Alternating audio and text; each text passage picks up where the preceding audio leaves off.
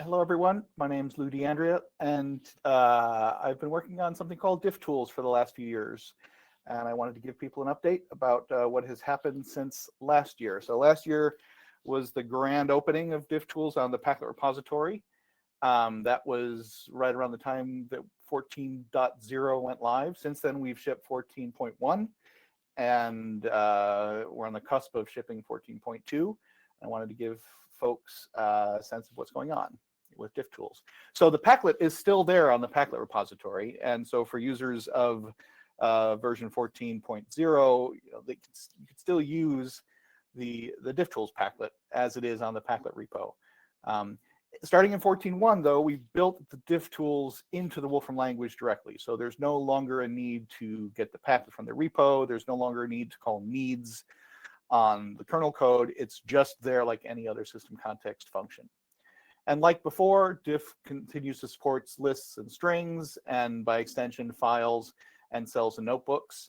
And we hope there's going to be some new native support for other expressions in the future. And of course, by supporting cells, if you can diff cells, well, cells can contain arbitrary content. So diff can effectively support diffing arbitrary content, arbitrary expressions. We'll look at that a little bit today. Diff returns a diff object with instant access to various views. It also lets you do some computations with the diff object. Otherwise, what's the point of having an object? And we even support three-way diffs. I'm going to be talking about diff3 not very much today, but for those who are interested, it's fully documented. It's a way to do the sort of source control analysis of you have a common ancestor in two different sets of edits, and you want to figure out if those edits can be merged together or if there are conflicts there.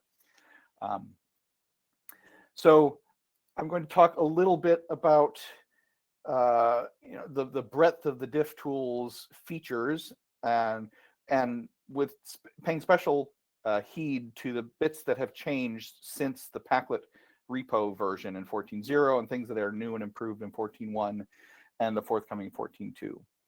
So it's still the case that diff is built on sequence alignment. Here I have just a couple of lists and to show the sequence alignment of these things. So sequence alignment is it's a function that finds a nice alignment of these to either lists or strings and returns an expression that looks like this. So we have the common content.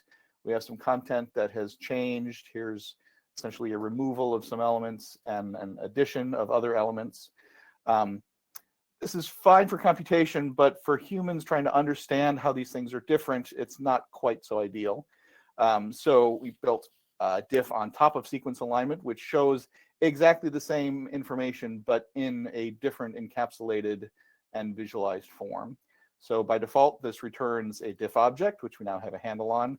That object displays as an interface, which gives you instant access to lots of different visualizations of this data. So for lists, that includes a combined list. Here's a separated list where we have the first list and the second list back as separated. We have some other visualizations that possibly look more like visualizations you might have seen in source control or other diffing circumstances. And we have these last few here are visualizations that are more graphical in nature, and they hide the actual data and to give you a sense of sort of an abstract sense of what the diff is like. So here we have, we know that this diff is going to have some removals at the beginning and some additions at the end. And here is an array plot version of the same thing where you can read this as sort of pixel by pixel, left to right, top to bottom, the same way you'd read a page of text. So the first few elements have been removed, the last few have been added, and so on. Right, so what can you do with that object? Well, you can do several things. One is that object has lots of properties that you can extract. And listing the properties can be done in the way that you're probably familiar with from other objects. You ask for its properties, and it gives you a list. You can get the actual value for any of these properties with this same object syntax. So we're extracting the summary string here, which, by the way, is the same string that you see in this interface. So you can extract bits of information. You can extract lots of information from here. Another set of features that you can access in this way from the object is to get a list of formats. It used to be the case in the Paclet version that diff-view, there's a function diff-view in the Paclet that one would use to get a list of formats. Diff-view has been revamped a bit, and I'll talk about that at length in a little while. But the new best way to get this list of formats is just object formats. And again, we have a list of things that we can then turn around and ask for, without having to redo the diff. You can get direct access to a particular visualization, a particular view, a particular format of the diff. So here's one that we didn't see before, but it was there in the menu.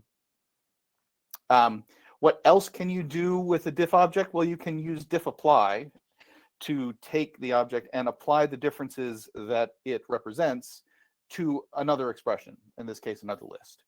I don't have examples of that yet. I will be showing examples of diff apply later in this talk. So that was lists and a sort of overview of diff objects. In addition to lists, we have native diffing of strings. So here we have two strings, which by default are handled as a sequence of characters. So the default representation of the diff, notes the differences at sort of the character level. We have a character being inserted here, and then some characters being removed and inserted here. And again, there are different visualizations of this. Stephen, in his keynote earlier today, showed a string visualization that is that we refer to as character alignment. This is very commonly seen in bioinformatics type of circumstances.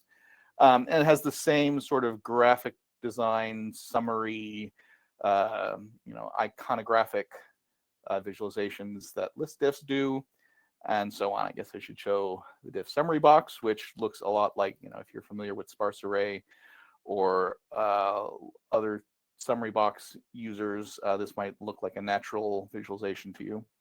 Of course, for strings, you might not want to view this diff or consider this diff as character by character. You might instead be interested as a word by word or line by line. And you can do that with diff. It has a diff granularity option. You say, I care about words, not characters. And voila, the diff granularity changes. And string text files are typically handled as if they are strings, but with granularity line. And we don't have to specify that because we are dealing with text files. So when you diff two text files, you're essentially getting the difference. And these are just a couple of files that are included in the DiffTools Paclet in the 14.2 layout. I'm using a pre-release version of 14.2 here. Everything you see is in 14.2 builds as of now, and will be shipping with 14.2 once that goes live. And you see here now the granularity is essentially, this is highlighting line by line rather than letter by letter or word by word. So that's string and text files. What about notebook files? Well, notebook files, they are in some sense just a bunch of text in a file, but more importantly, they contain a Wolfram language expression that is sort of highly idiomatic. And if you understand the structure of that expression, you can do better than line by line diffs. And anybody who's used notebooks in source control knows that doing better than line by line diffs is really important. So by default, that's what diff does. Diff has a deep knowledge of the structure of notebook files. And this diff object is saying that there are 3 cells in which there were edits. There were 2 cells added, a cell that was deleted, and even some notebook options were changed. So here we have essentially a summary of what's going on. How can we dig into these things? Well, the report view is the one that we've put the most effort into. That opened on the other screen. So let me bring it over here. So here is, these 2 files, again, are files that are included in the DiffTools layout. And they are there specifically so that we can see examples of notebook differencing. Here we have a summary view that uses that same array plot visualization to see, well, something changed in about cell 4, something else changed, there was a cell that was removed, and here's some more details. And we can click these buttons at the end of each line to show the details in the notebooks themselves. So here I'm taking a look at the cell that was edited, cell 4 against cell 4. Okay, that was the cell that was edited. I can't really see the edits though. Luckily, the diff report includes a viewer that explodes out those cells and indicates the differences much more clearly. So here we have, the first example we've seen this talk of a cell difference side by side. And in addition to that, it looks like some cell options have changed. Well, cell change times, maybe we don't care so much about that. And some other cells were edited. We have a cell that was deleted. Let's see, that cell was deleted and it used to be right there. So we can see these things in situ. Notice that the diff report also includes differences in metadata. So the notebook, is changed where it is on screen and how big it is. Fine, perhaps we don't care about that so much, but the information is there in the diff if you care. Detailed information about the diff. If there are things that you don't care about, you can say, yeah, don't tell me about differences in options. So diff ignore is fully documented. You can take a look there and see what kinds of things we can ignore. And we're building out more and more things all the time. A couple more things to say about notebooks. One is that DiffTools palettes have successfully made the jump from the 14.0 Paclet to being built in. So we have the Compare Notebooks palette, which allows you to compare any two notebooks that are open, or you can compare any two notebooks by file, or you can compare an open notebook against a file. This is particularly useful to do things like answer the question, what did I do to this notebook since the last time I saved it? We all know that, when you edit a notebook, you get this little dot up here. Well, diff can now answer the question of what am I doing to this file by saving it? If I compare the file with the state of this notebook object, that's going to report to me some differences. And it looks like, well, I made some edit early on before we started the stream, fine.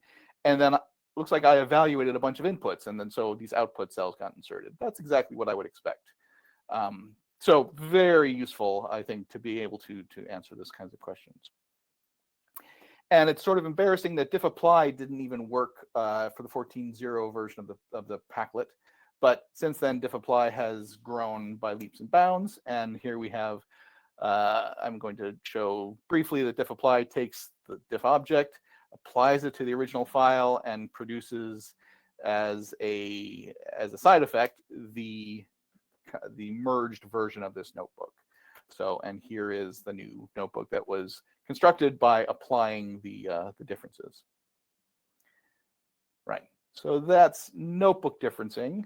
Cell differencing, we've seen a little bit of, we saw examples of cells being differenced that were essentially strings. Of course, you can compare any two cells, and cells can contain things that are nowhere near being strings. So here is an expression, some random math expression. Here's some other expression. They're similar but different. How can we use diff to compare these things? Well, there's a couple ways. One is if you happen to have object references for these cell objects. So we have now a cell object referring to these output cells. We can compare those cell objects directly with diff. Diff will go off and read the cell expressions and digest them, display the difference in, again, this nice interface diff object, highlighting the things that are different. And again, as with notebooks, there's metadata in cells that are not part of sort of the main content. Those are not forgotten, although you can choose to ignore them. Cells in general are handled as a linear sequence of tokens. So we don't have sort of deep tree style diffing yet. These are sort of flat diffs of tokenized cell content. And we chose not to directly support arbitrary expressions in diff directly, just in case we want to at some point do a proper tree diff of two expressions, of one expression versus another expression. So if you try to to compare these two things directly with diff, you'll say these things have head plus. Diff doesn't know how to handle things with head plus. But we do have a function, an option that lets you easily coerce any expression to a cell. Just like any expression, a cell can contain arbitrary expressions. We can coerce these things to expressions by wrapping each in expression cell. And that's what diff input function does. It wraps each of the inputs in whatever function you specify. And so if we say, I want to compare these two things as if they were cells, then we get essentially the same side-by-side diff. Of course, this time without cell option changes because no options were specified. Okay, we've already talked about how this is a linear sequence of tokens, and there is a palette whose intent is to make it easy to compare two cells by just pointing at them. So I'm going to point at this cell and say, use that as the first one, point at that cell, say, use that as the second one, and boom, there's the diff. And, this is sort of a lot simpler than writing code. You just click around until you get what you need. Right. So that's cell differencing.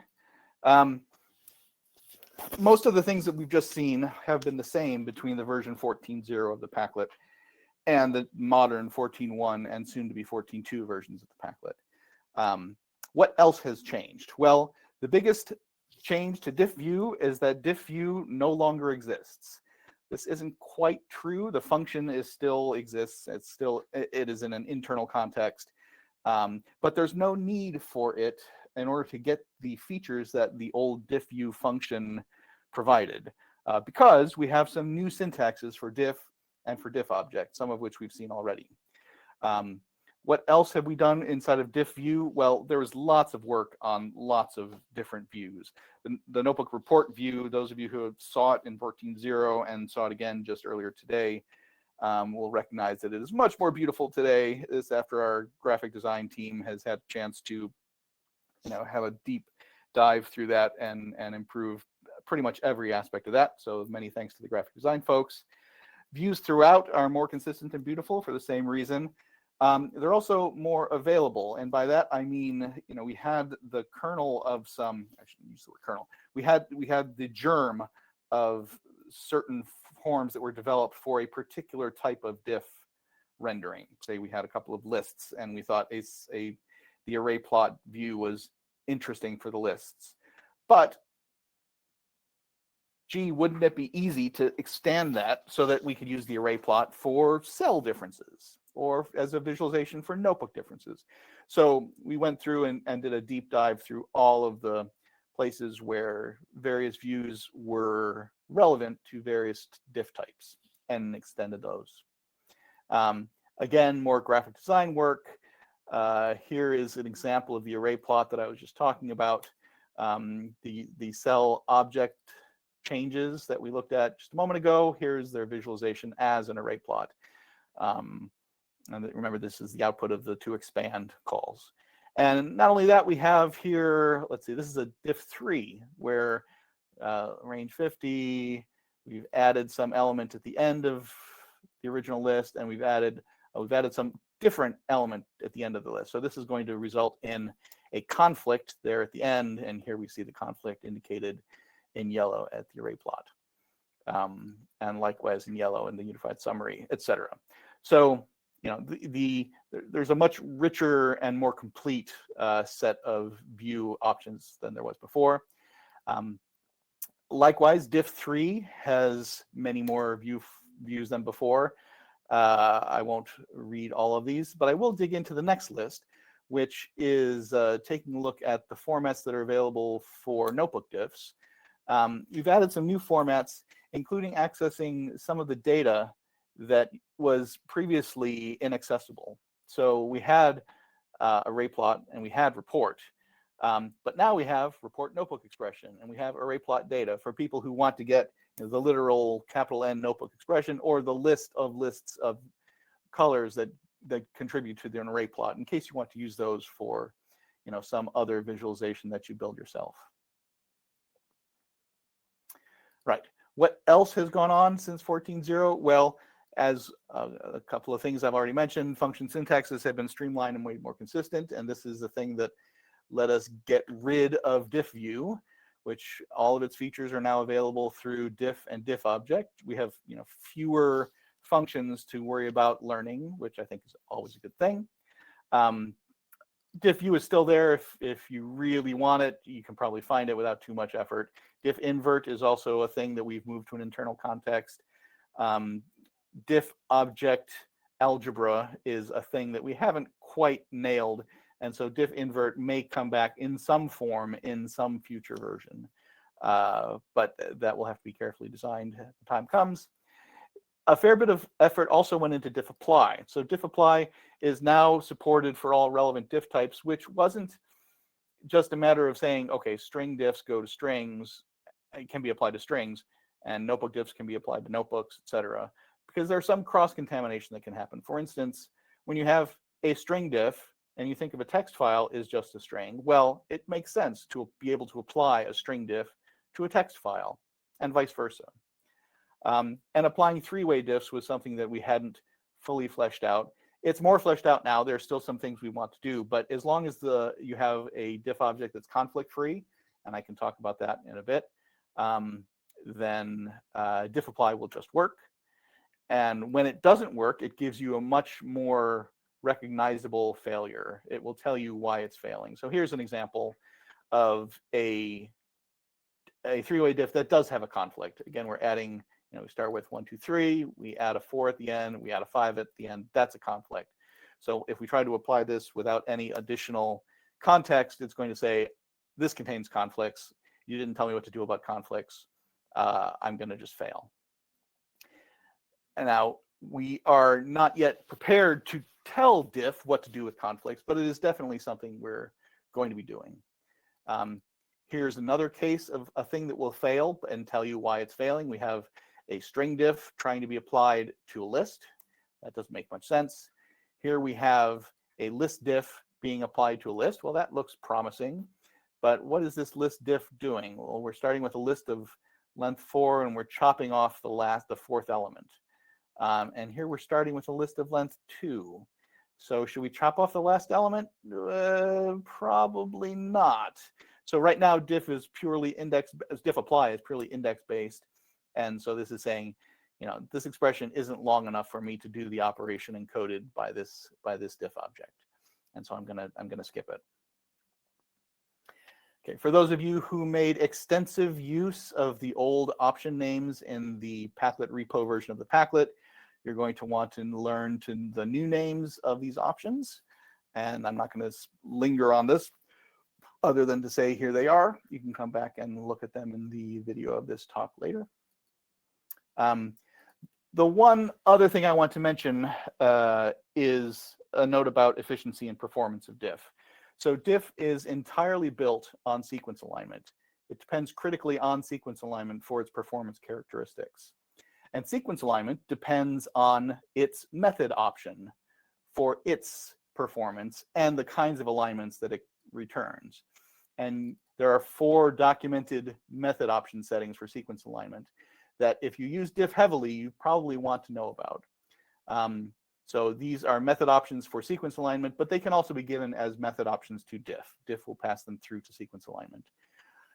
The default is to do global alignment, which uses the Needleman-Wunsch alignment globally. Local alignment uses local Smith-Waterman alignment. And then we have 2 alignments that are new in version 14.1. We have align by longest subsequences, which I won't read this, but it uses the longest, not necessarily contiguous sequence to do some heuristic alignment. And then the align by longest common sequence maximizes the length of the elements in common. These latter 2 methods can be quite a bit faster than the old default. We have not yet changed the old default.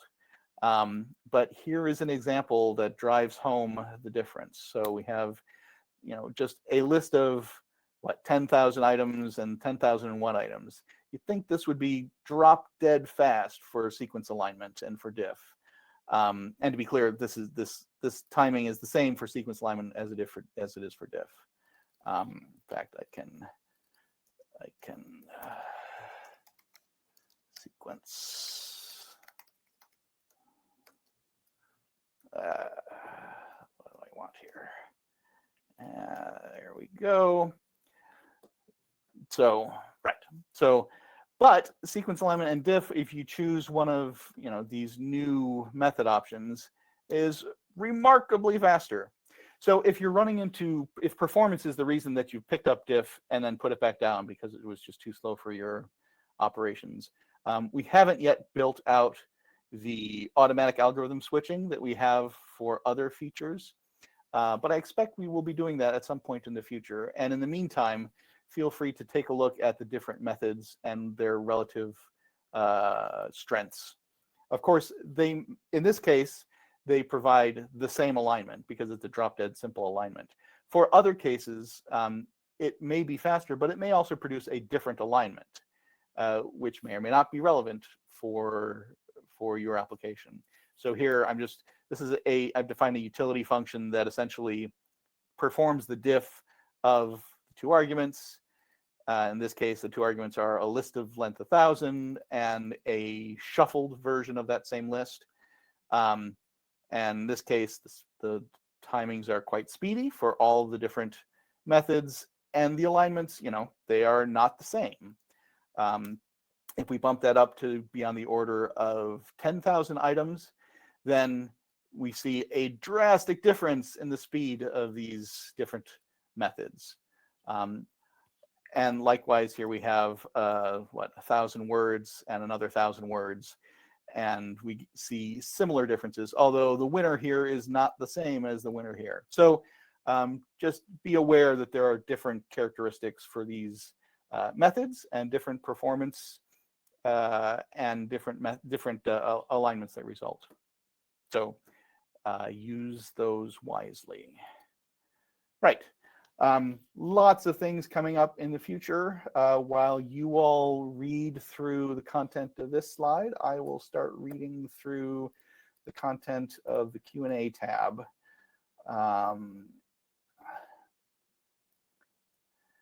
Okay, so Jason has asked a few questions. Automatically ignoring cell change times can be done with diff-ignore.